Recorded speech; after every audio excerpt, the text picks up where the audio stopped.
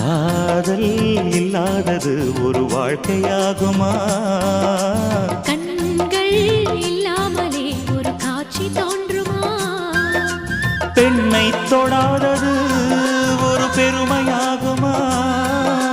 முத்தம் சிந்தாமலே அது முழுமையாகுமா? முழுமையாகுமா? காதல் இல்லாதது ஒரு வாழ்க்கையாகுமா?